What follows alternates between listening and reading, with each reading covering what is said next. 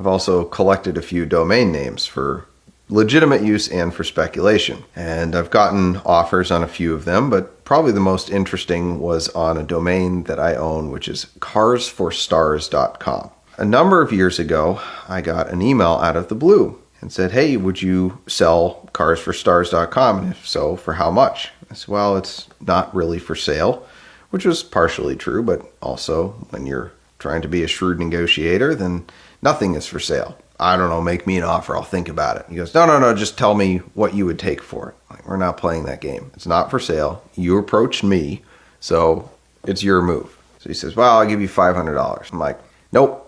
That's not even a realistic offer. For some domains it could be, but I thought this one had more value, and I thought it was kind of an insulting offer for somebody who had reached out of the blue. He said, okay, well, what would you sell this for?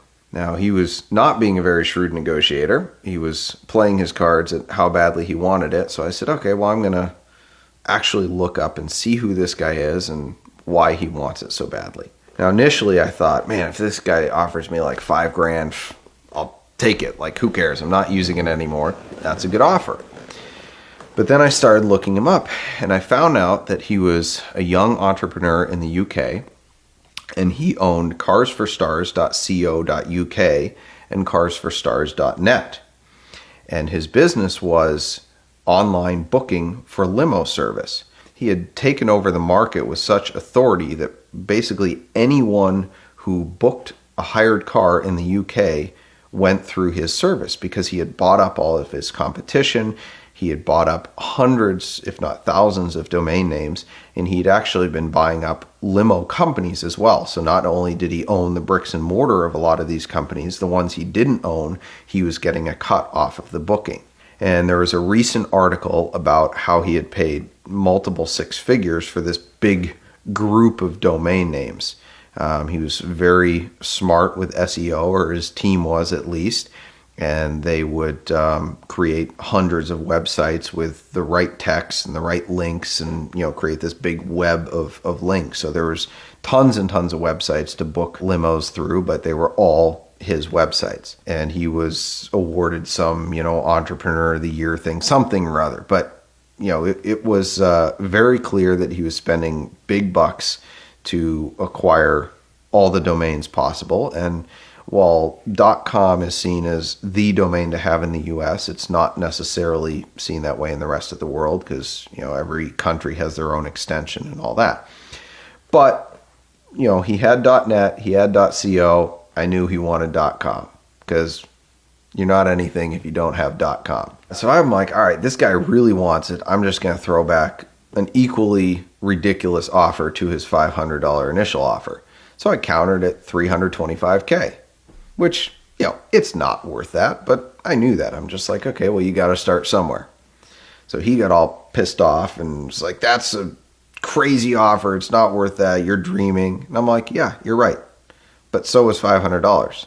So now that we've both established that we're smoking, let's try to meet somewhere in the middle. So he comes back at $5,000. I think I would have taken that if you started with that. But now that I've done all my research and found out how much this domain is potentially worth to you, I want to try for more. So I countered it, I don't know, maybe 50 or 75 grand, something like that. And in the course of discussions, I had reached out to my attorney and just said, hey, what advice do you have on negotiating on this, and a couple other items. And he kind of said, if he gives you like 10 grand, take it and walk. And that was kind of my feeling as well. I knew to get him there, I had to, given his aggressive negotiation from the get-go, I knew I had to play it back to him. The problem was he decided that he deserved to have this domain. And after I sent my second counteroffer, he got very aggressive and just said, you know what? If you don't take it for $5,000, I'm going to sue you, and we're just going to own it because I own the trademark or copyright or whatever for that phrase. I don't think you realize who you're dealing with. Like, I'm no domain special attorney, whatever, but I know my way around the ICANN rules and stuff like that. And I had actually, in my research of him, I had looked up a lawsuit that he had filed against another company, and it was copyright infringement. Now, this other company was a direct competitor of his in the UK, and they were booking limo services, and they had literally copy and pasted the text from his website onto theirs. So obviously he had handily won that. But what he was trying to say was that he had copywritten the phrase Cars for Stars. I'm like, you can't copyright a phrase. That's not how that works.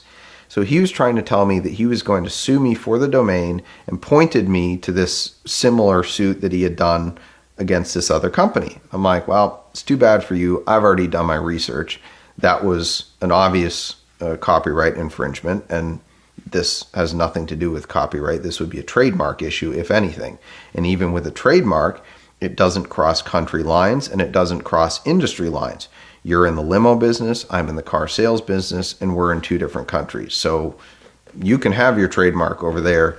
It doesn't affect me over here. Like, you're not Walmart. You don't have the rights to that name. You can't take it from me in court. And he just responded, "You'd be surprised what our lawyers can do." I'm just like, yeah, okay, sure. Sounds like a whole bunch of posturing. And I'm just like, listen, you're being ridiculous. It's going to cost you at least $25,000 to even start this lawsuit if you were actually going to file it, which I know you're not, because the people who yell the loudest never back it up. I'm like, why don't you just offer me that?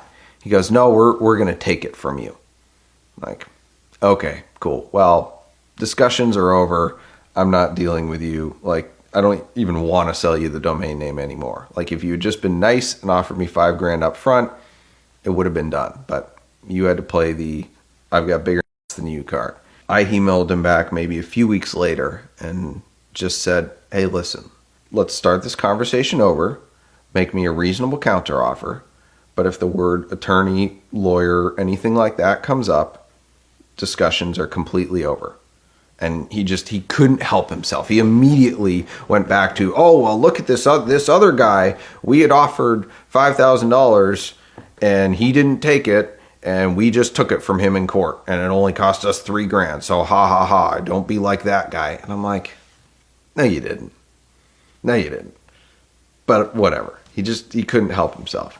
So I let it go. And I guess I was a little bit disappointed because at this point, I'd certainly rather have the $5,000 than a domain name that I'm not using anymore.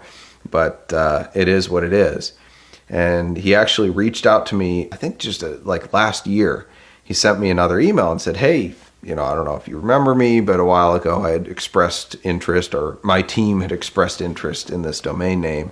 I was like, yeah, I remember you. And, we're still interested. Do you have a number that you'd sell it for? Give me $10,000, you can have it.